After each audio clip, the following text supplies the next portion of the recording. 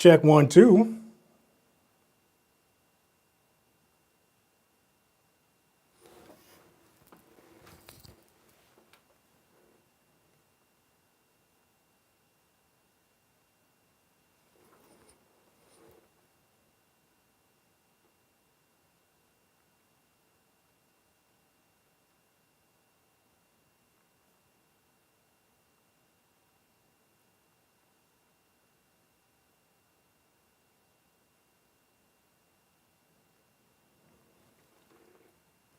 How's everything looking? Can you guys hear me?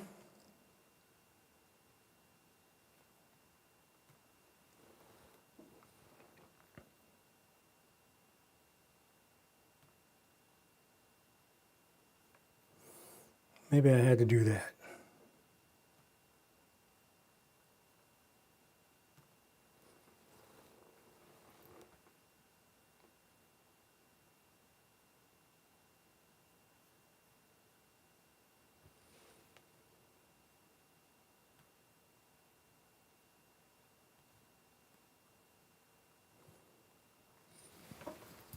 Who's in the house?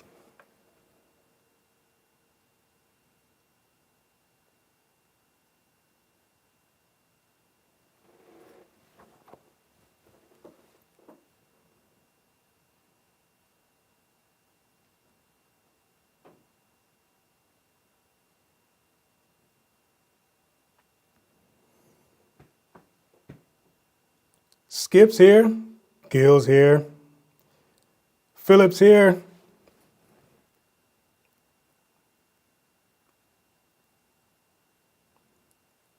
Here we go. Look at all these folks piling in. All right, y'all. I got a whole new setup here. And this is the first, David Oakes, who's hungry. This is the first time testing this whole new setup. So let me know if everything's cool, because on my end, there seems to be a little bit of a delay between what I'm saying and what you guys are seeing. So let me know if that's a big deal. If it's not, then we're good to go.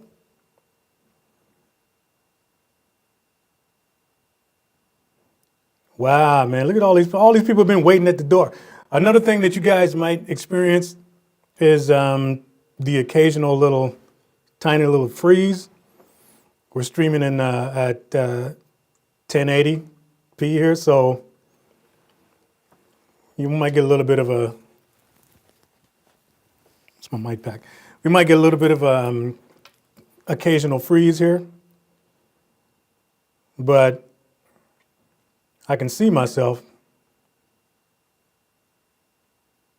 and I look pretty good. Look at all these people, man. I'm just going to sit here and wait until a bunch of y'all file in here. Hopefully the little freezes aren't too distracting. Man, look at all these folks. This is crazy. Frankie, how do you keep your kit clean? You know what I use? I don't have it in front of me, but I have a little bottle of guitar polish. I use that on my shells to keep them looking showroom fresh.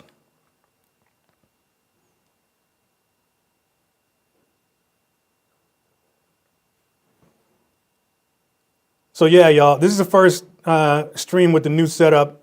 So I'm gonna be readjusting some stuff. These freezes might be annoying and they might not. I don't know. We'll find out. But you guys are gonna help me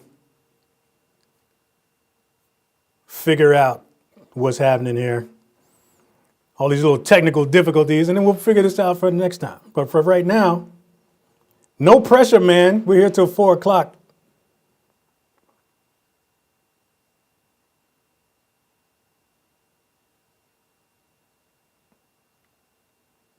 I don't know if the audio is freezing as well, or if it's just the video.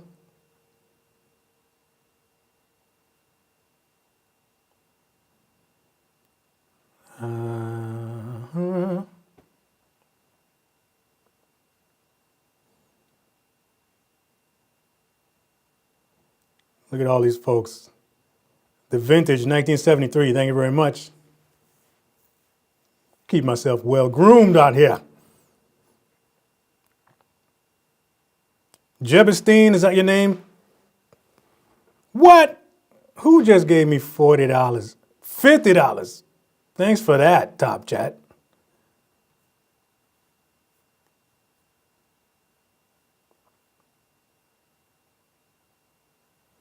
Clay Foster, what's up, man?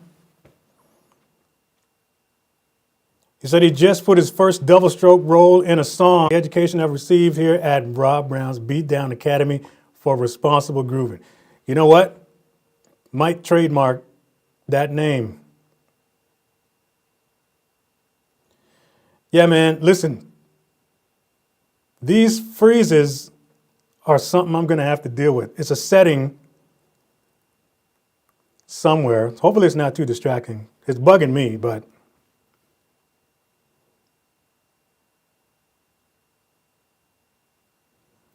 we'll figure it out. We'll get this figured out for next time. Out here on YouTube University.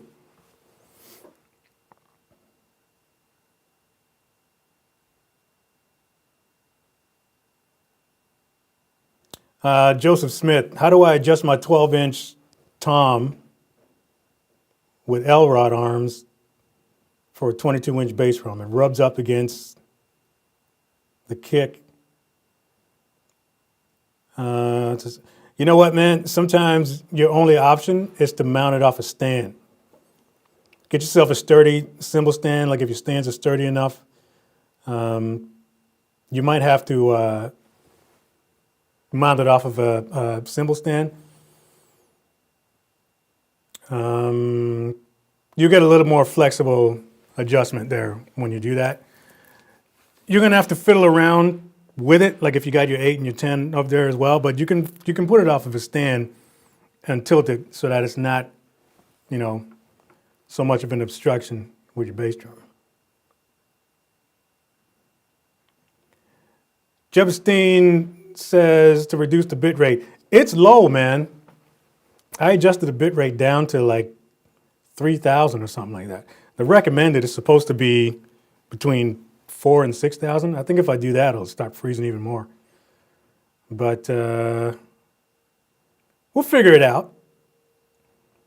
We'll figure it out. You guys are patient enough. I'm not worried about it. Man, look at all these folks. This is crazy.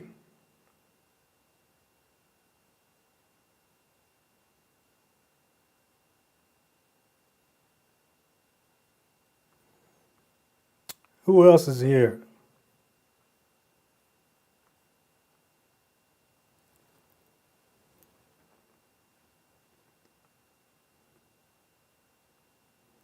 Oh, really says, as a rhythm guitarist, I watch all your videos to come up with new song ideas. That's pretty cool, man. Rhythm. Doesn't make any difference what instrument you play. You got to know. You got to know the basics of rhythm. That'll help you with everything.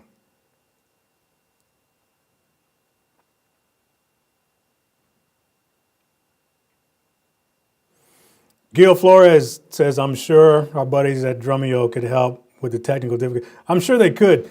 I think this is an OBS thing. I'm streaming with OBS right now for the first time. And there's a couple of little things to deal with. A few settings and stuff. I did a bunch of test streams before I came on here. And everything looked right, but I didn't actually check the video feed. I mean, I did check the video feed and it looked great, but I didn't know that there were going to be these little freezes and glitches and stuff. But it ain't no thing, man. It ain't no thing. We'll deal with it. We'll fix it. Get this thing nice and clean for next time.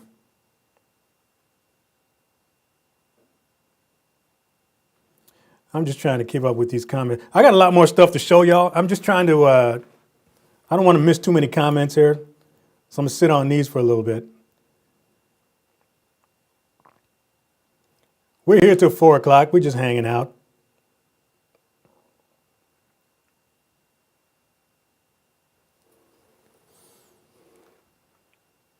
signature cymbal with my initials on it. Yeah, I agree. I agree, man. I don't know. Maybe I'll call Paiste and see if we can collaborate on something.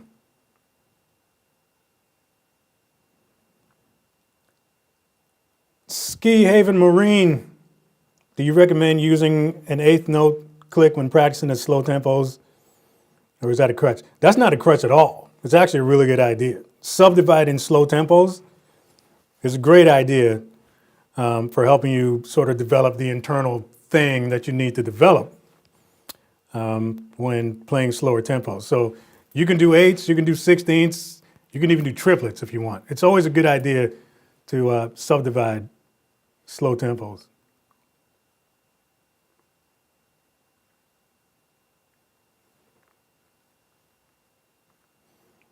Man, sometimes technology, it can be cool. Sometimes it can be a pain to deal with.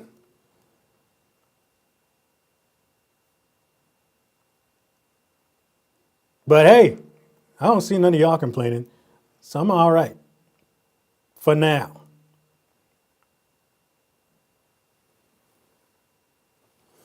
Don R wants a what's up. What's up, Don R?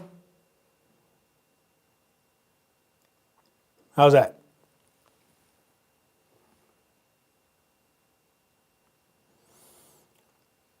Aaron Anthony, what's the best way to improve musicality on the kit for church drumming? Church drumming. Like, I don't know. I mean, that's subjective. Like, I don't know what. I'm assuming you're talking gospel. You know what? Let me try this. Because I told y'all I had some more stuff to show you. I'm gonna see if I can show it to you.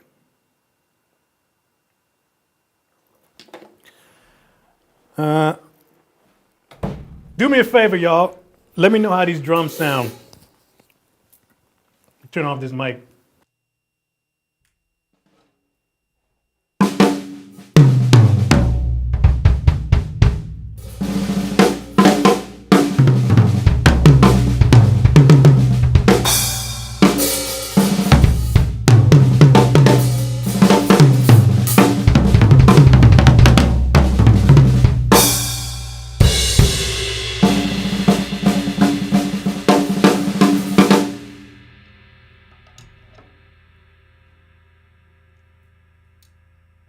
Yeah. Oh, wait a minute. Hold up. Let me turn this back on. There we go.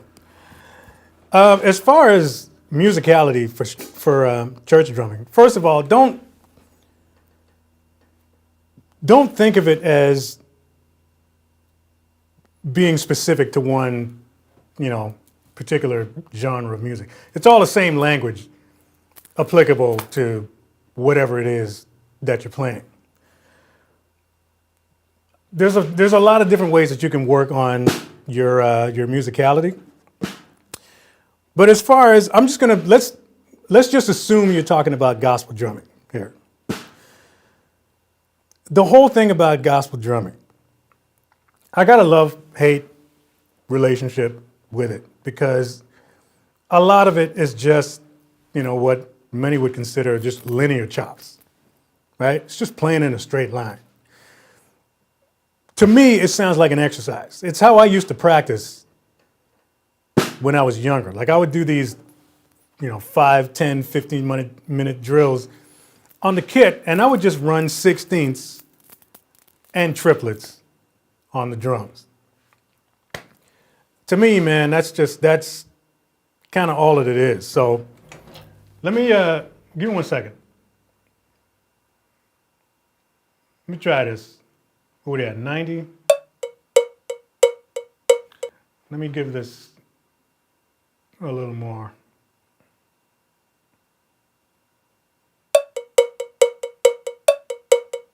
Slow it down a bit. Okay, so that's 120 beats per minute.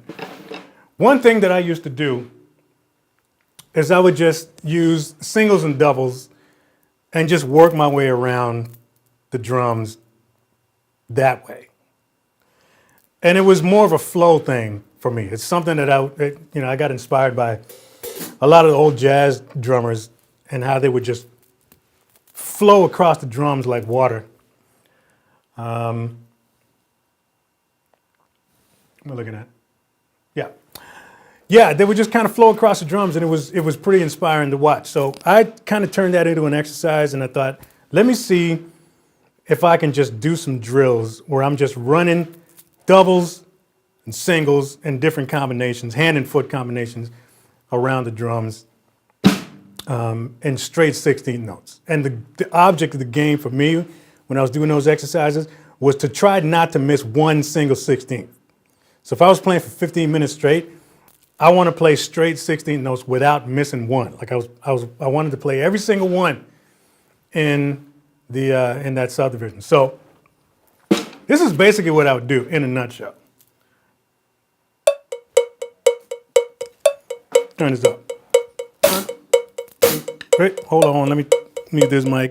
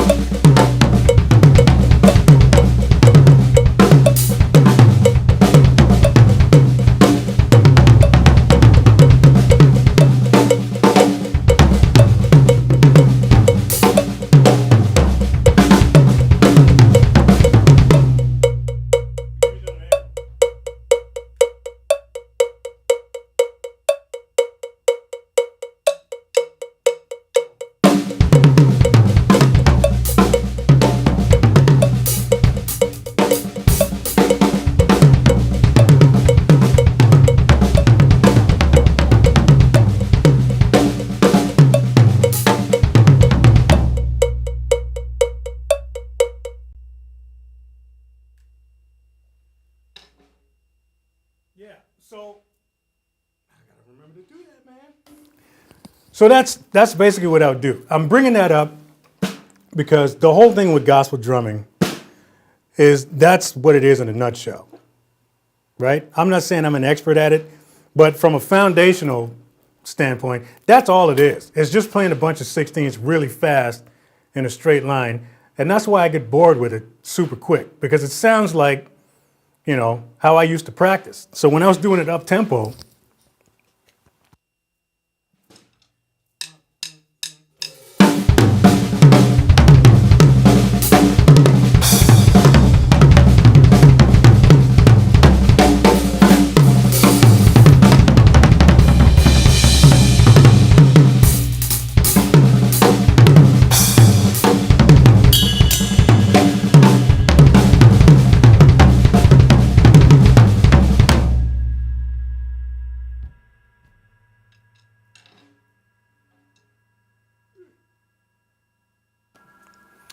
right? So when I was doing all of that stuff up tempo, that's what it sounds like. Now, when you're hearing all of this gospel stuff, playing all these trap beats, like all of that halftime feeling type of stuff, and they're going in and filling and doing all this type of thing around the groove, it's essentially the same thing, right? So, for example, again,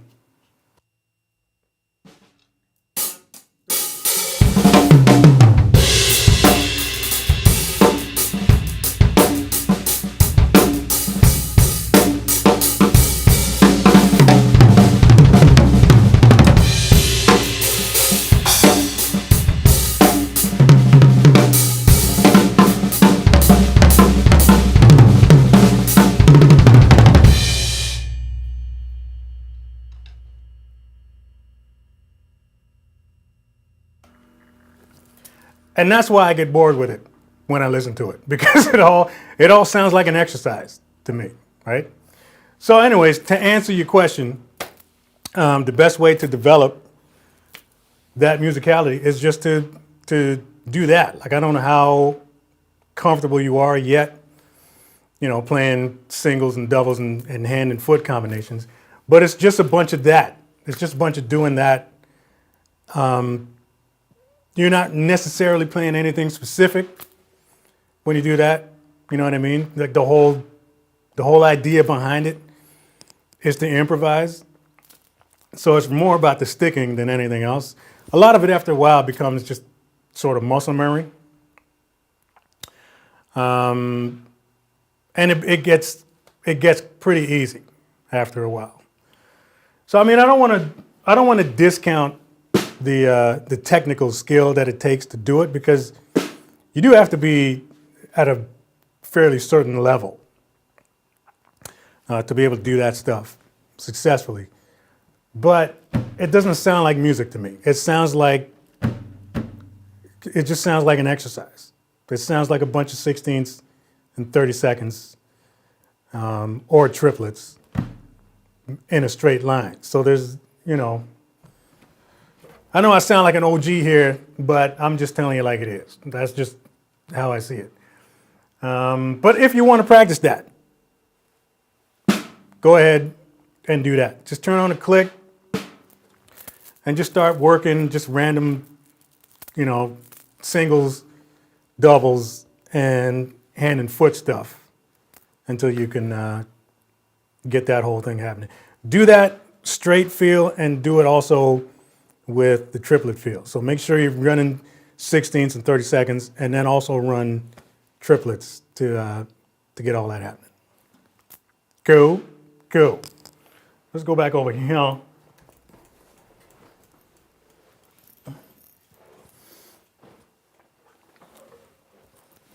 Catch up with these comments, man.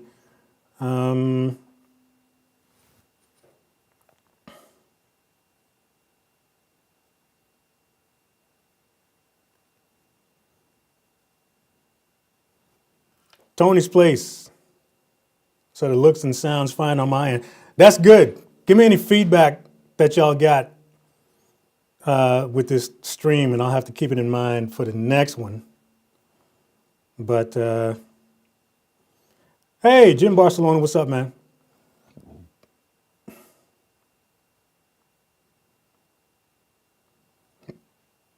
Guru Goody G7, accents and chops. That's it.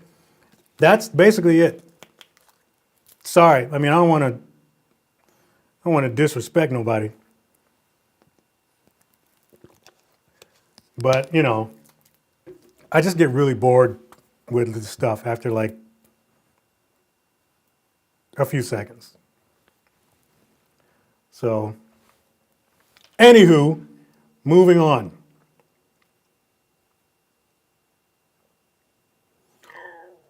Silas Sednev. I just got a couple of gigs with a cover band. I'll be playing smaller venues and bars. Worried about cymbal volume. Recommendations for cymbals in low volume situations.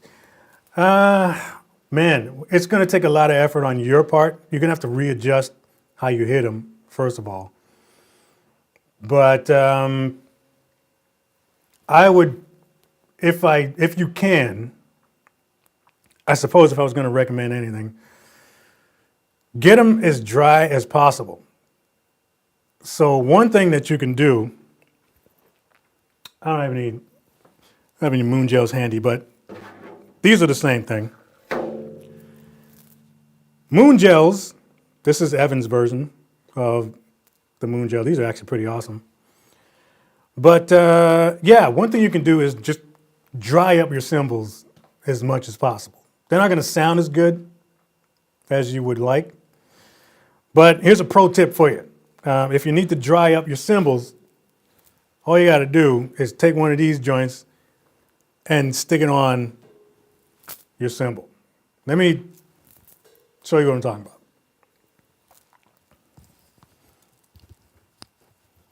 Can you see? Let's see if I can do this. Hold up. No, let's try that one. There you go. Okay. I'm going to take this moon gel and I'm going to dry up this 18-inch crash here by doing this.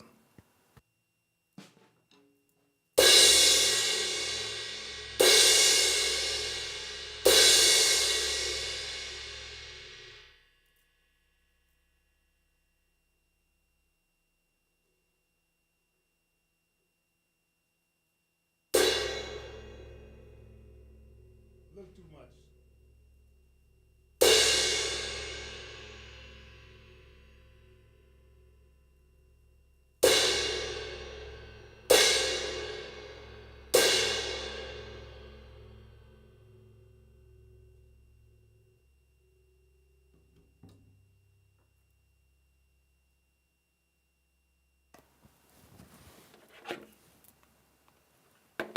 You see how that works? So yeah, if you got moon gels around, you can use them to actually dry up your cymbals if you need them to do that in like low volume situations, small rooms, stuff like that. That's a little bit of a pro hack that you can mess around with. Because, you know, I mean, there's not a lot of people that have, you know, whatever, $1,000, $1,200 to go out and buy a new set of cymbals for just a low volume situation. And the ones with the holes in them, I mean, I haven't played them personally. You can try them. Like I think Sabian makes one. I think they're called FRX or something. I can't remember. If anybody knows, drop it in the chat. But Sabian makes some low volume cymbals with a bunch of holes in them. But I don't know how good they do sound or don't sound. So you'll have to experiment with that on your own. But the quick pinch is to just go out, get yourself a pack of moon gels, and start to sort of tune your cymbals, make them a little drier so they're better in low volume sitches. You know what I'm saying? Wow, 3:30 already. That's crazy. What up, Sam Pearson? Using your videos to warm up your ears. Thanks, Rob. You're welcome, man.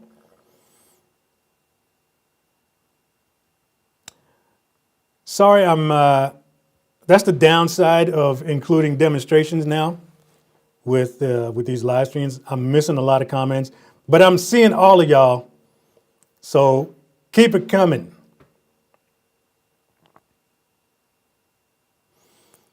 Keep it coming.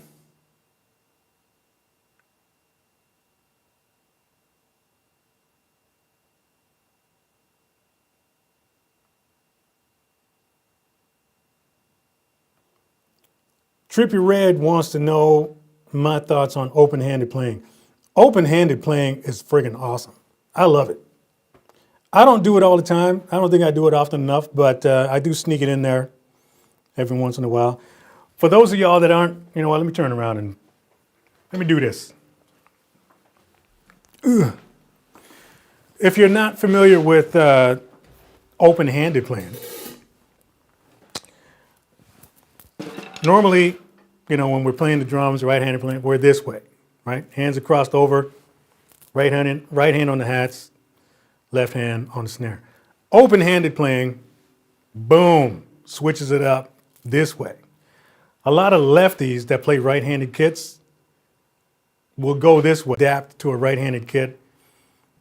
Lord bless them, because there's nothing worse than having an opening act for your band with a left-handed drummer.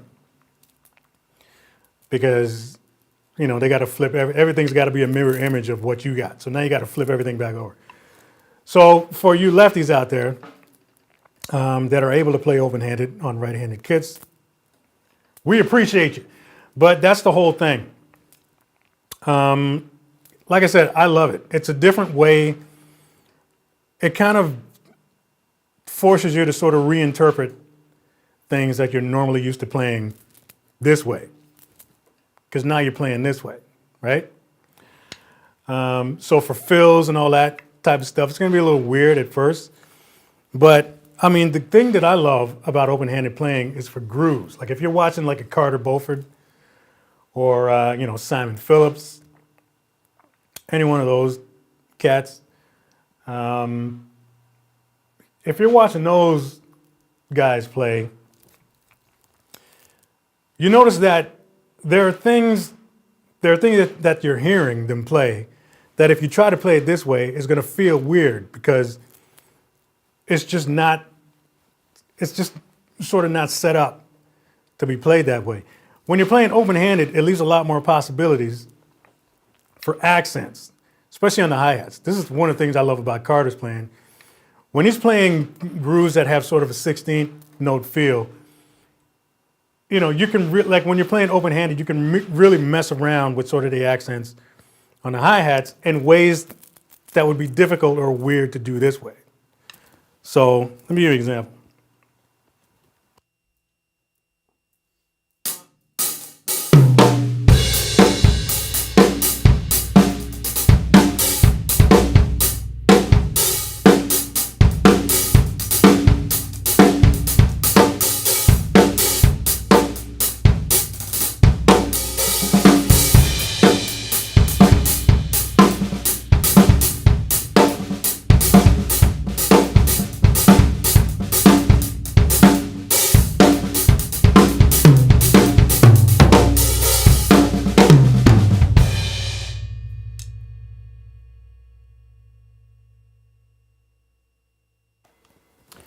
The other cool benefit with open-handed playing is that, you know, now your right hand has command of this whole side of the kit. You know what I'm saying? From here on, this is home for your right hand. So now you can sort of, you know, while your left hand is over here, you have all of this free real estate to do what you need to do. So yeah, open-handed is cool. Like I think anybody, whether you're left-handed or right-handed, should learn how to play open-handed. Because even just as a sort of, you know, stylistic type of thing, it's a good kind of gear to shift into, you know, when you're doing that. So the goal for me, like when I wanted to learn how to play open-handed, is that I wanted it, like if you were listening to it, in the audience or outside of the room, I wanted to get it to the point where you wouldn't be able to tell the difference which way I'm playing. You know what I mean? And the whole idea behind that is just to be as comfortable playing the hats with the left hand as I am with the right hand. So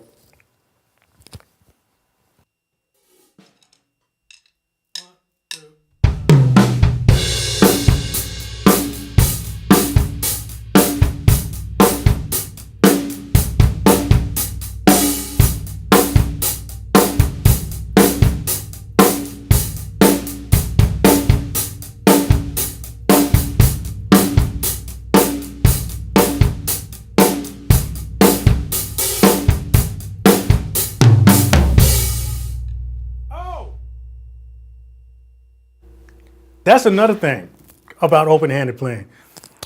You can sort of incorporate accents on the toms with the right hand by doing that while your left hand is doing the work over here.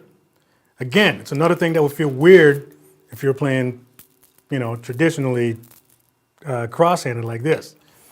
So that's another thing I love about Carter. Carter's a boss, man.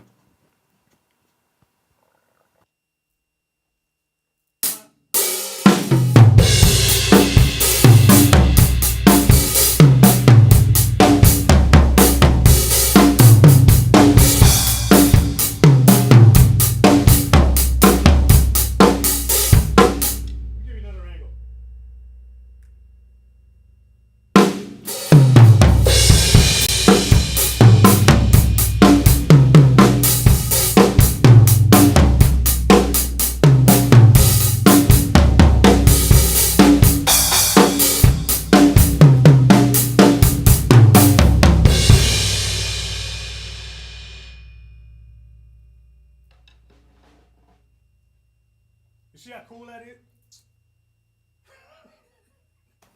You see how cool that is? Yeah, so anyways, there's a long answer to your question.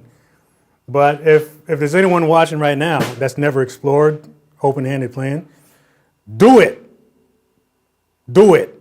I think I might have a video or two on my channel on open-handed playing, so check them out. Switching over. Oh, dudes, by the way, not just dudes, but look at that. I got foot cam too. Oops, hang on a second before I show it off. There you go. Yeah. Let me take a second and give some shout outs. This is a whole new thing that I got going on here. If you remember I haven't done one of these live streams in a long time.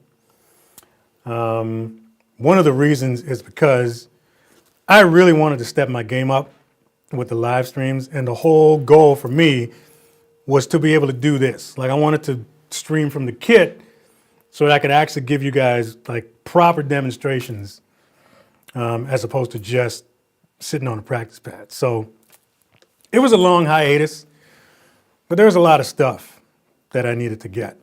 So that being said, I wanted to give some shout outs to a few companies that really hooked me up with the stuff that I needed.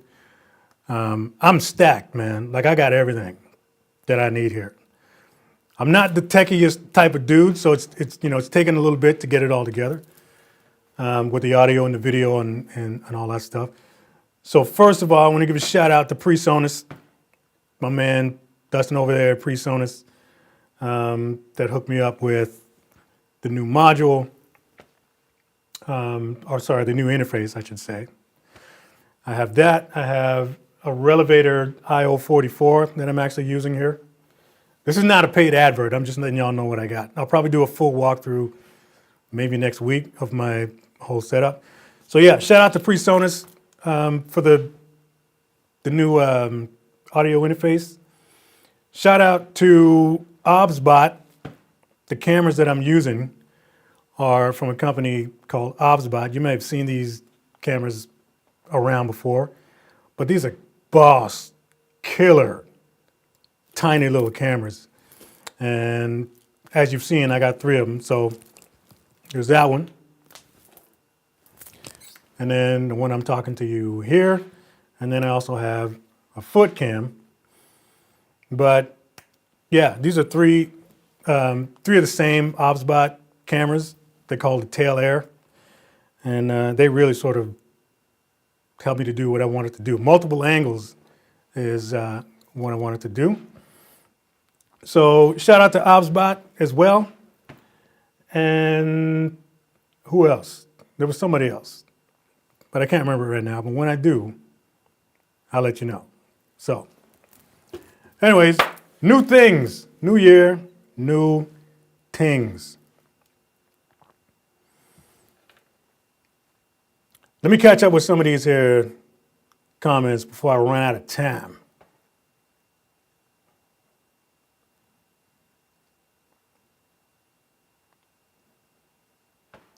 Dino Suljic, is that your name? How do you play jazz swing in 3/4? It's not hard, man. It's just counting. 3/4 is actually 3/4, 6/8, 12/8, like that.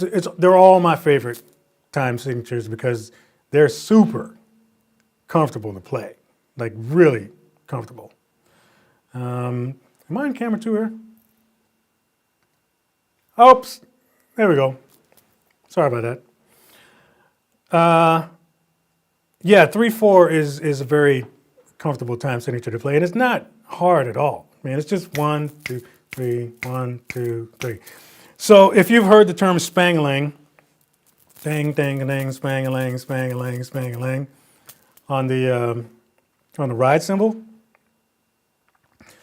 3/4 is, it's just a beat less than that. So if we're going, let me see if I can. Spang-a-lang, spang-a-lang, spang-a-lang, spang-a-lang. That's 4. 3/4 would be, I would go typically spang, spang-a-lang, spang, spang-a-lang. 1, 2, 3. 1, 2, 3. Spang, spang-a-lang. So it'd be like this. Oops.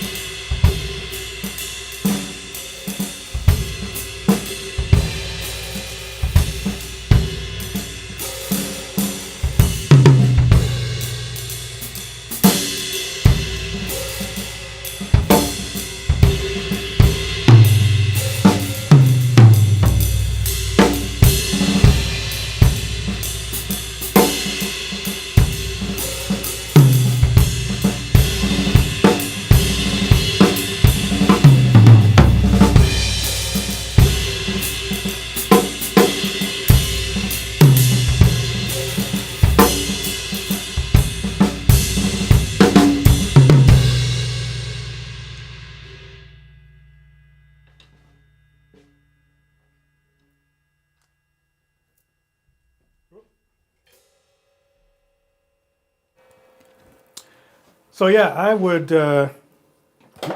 oops.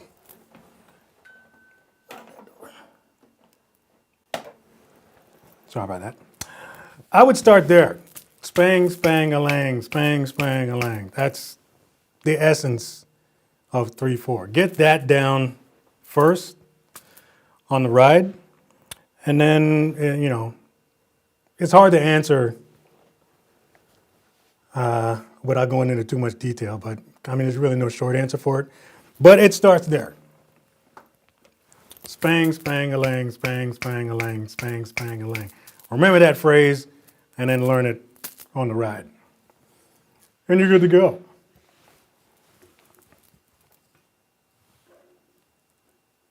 You know what keeps happening, man?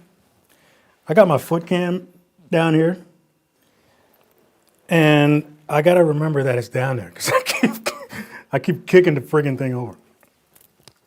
Whatever, man. What are you gonna do?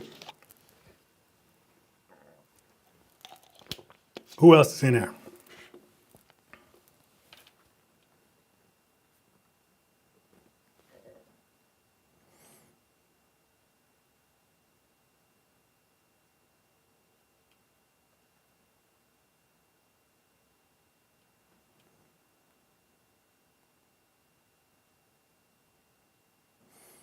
Mm-hmm.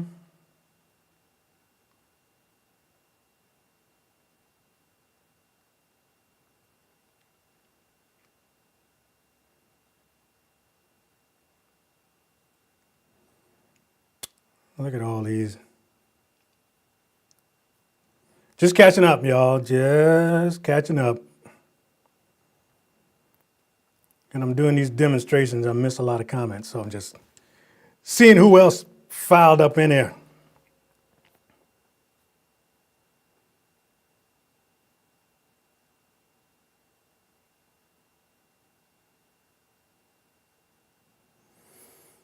Doug Spears, what bass drum mic do you use? I have two. The one that I'm using right now is a Biodynamic. I believe it's a D70. Give me 1 second, let me look it up. Biodynamic.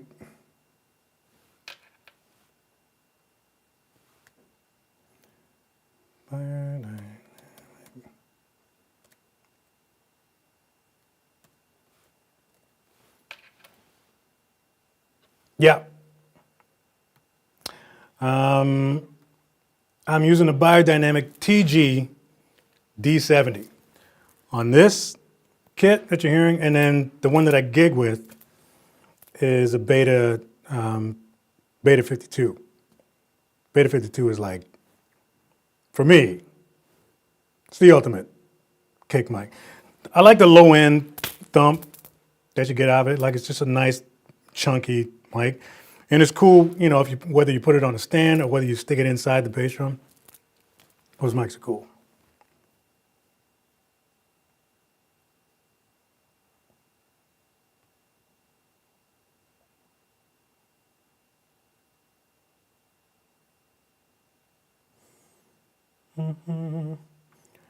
Anita Pope. Hello. Hello back.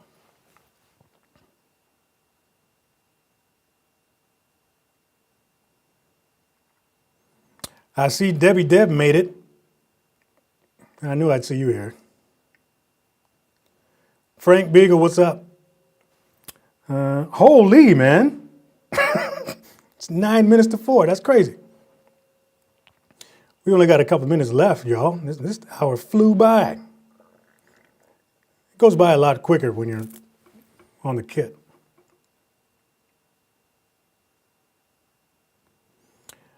Ernie Bertuzzo, where do you buy the sound acoustic panels? I got these at a music store called Long McQuaid up here. I've had these for years. I got them when I was working there. But I think you can get them on Amazon.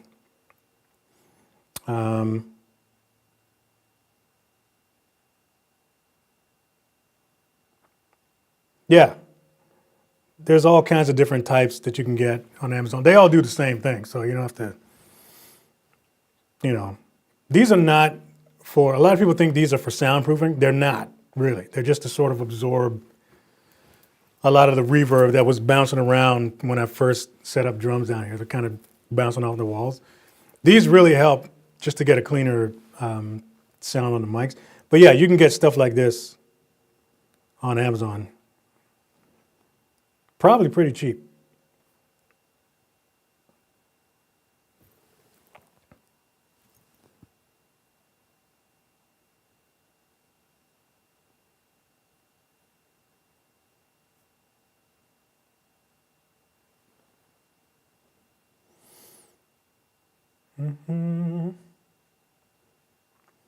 Oh, Anita wants to know what my opinion is on the Remo black suede ambassador heads. They're pretty much the same deal as the Evans Onyx head. It's the same. There might be a slight difference in thickness, but I have a set of Onyx heads. I used to have them on my rehearsal kit. I like them. I think they sound awesome. They're great for, they're a little bit more on the controllable side, I think, because of the thickness. But yeah, they're cool. If you don't mind, you know, having a bunch of stick marks on them after a few weeks, get them.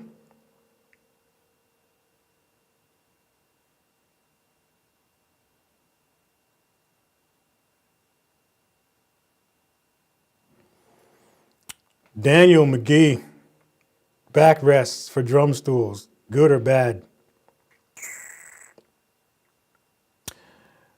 To be honest, I don't like backrests on stools. And I honestly don't think they get used a lot. Normally when people are playing drums, they're leaning forward a little bit.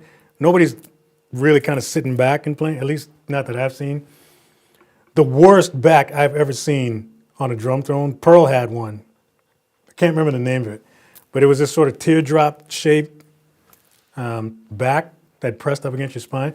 That thing, like, I don't know whose last day on the job it was that designed that thing, but man, that thing is uncomfortable, man.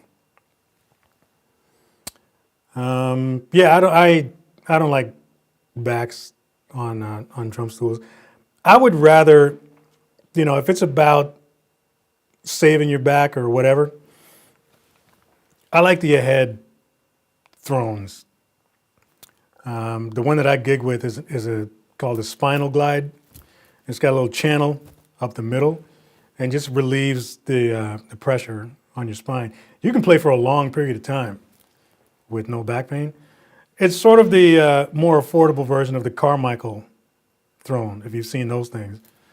But those things are pretty expensive. Frank Beagle, man, what's up? Thanks for the tip. Do you ever get bored with your daily practice pad hours? Never. Never. When I say never, never. And my wife can attest to it. Because I'll sit in front of the TV. If we're not doing anything on a Saturday, we're just kind of watching BritBox or whatever. 2-3 hours at a time, man. I'll be out just moving my hands on a practice pad. If you make it feel like work, it's going to feel like work.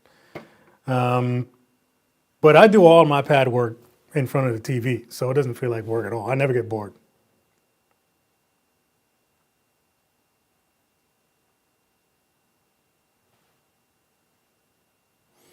I got like 5 minutes left, man. Like this one just flew by. Thank y'all for chiming in.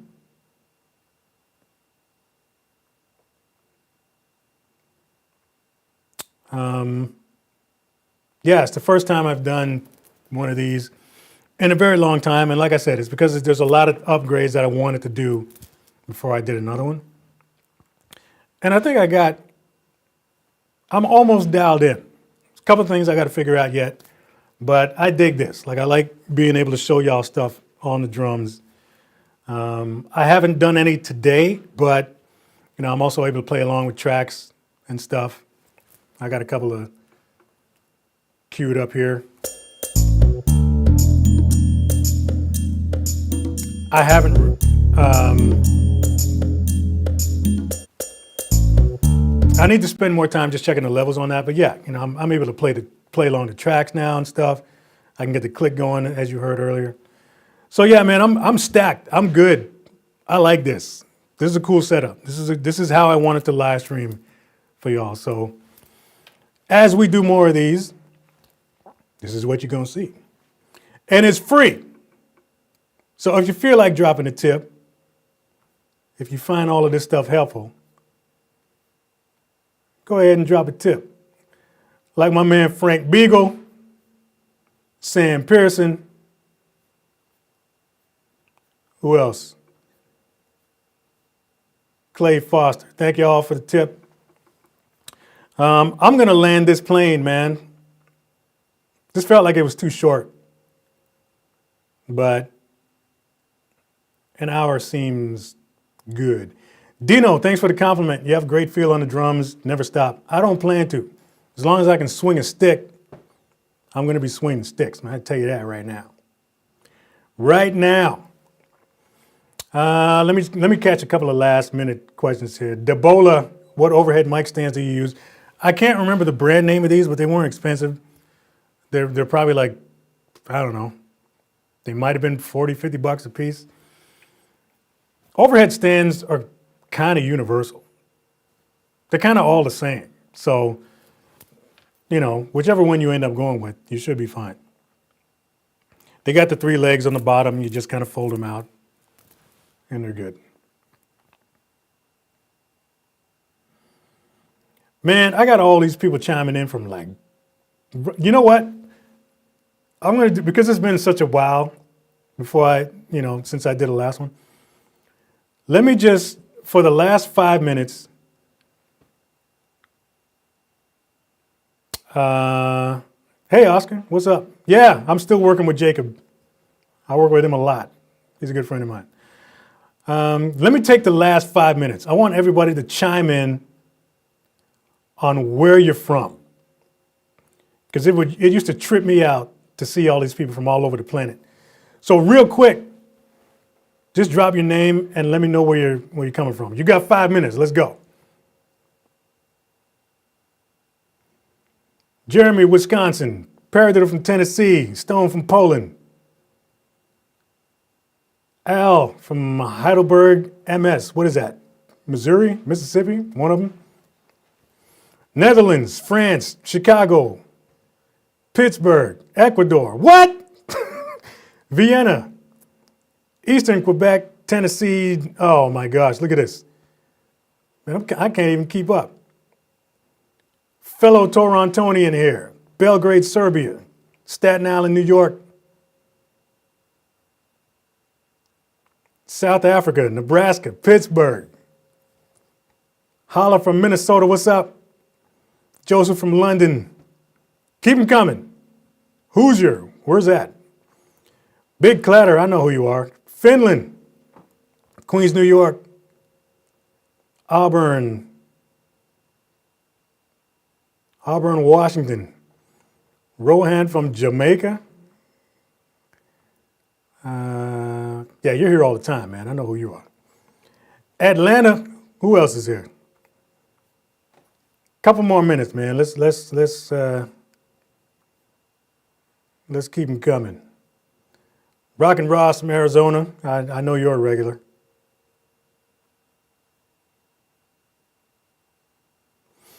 We are the Flamuelites. I'll tell Flamu you guys said, hey. Ecuador.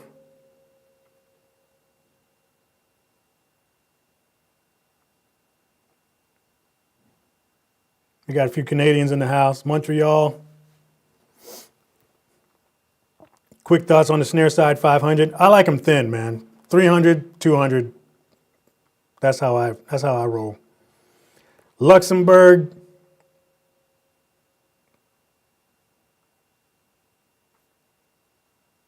Moscow. You're welcome, China Type. Czech Republic. Man, you guys are crazy. I tell you, man, I got the coolest fan base out here. I don't care what nobody says. I'll fight you on the street on that. I got the coolest fan base. You guys are like the most positive. I don't get troll comments or any of that stuff. This is like the most positive community ever. And you're from all over the friggin' place. It's beautiful. But anyways, y'all, I'm going to go get me something to eat because I'm a little hungry. But I hope you like the new format. This is what it is now. So I'm going to be able to do some real demonstrations for y'all from this point. And yeah, thanks for watching. I will continue to work on this and hopefully get all the technical stuff straightened out. But I think this one went pretty well for the first one. So thanks to everyone out there. Keep practicing. Watch out for the next video. I will announce the next stream. I'm not going to do these so much on a scheduled basis like I did with the last one because now that I'm gigging a lot more, schedule's always changing. But I will try to do one once a month for sure. Because I know y'all like hanging out here and I like hanging out with y'all. So yeah, we're gonna try to keep that up. So have a good rest of the week. Have a good weekend. And we'll see you at the next one. Peace. Signing out.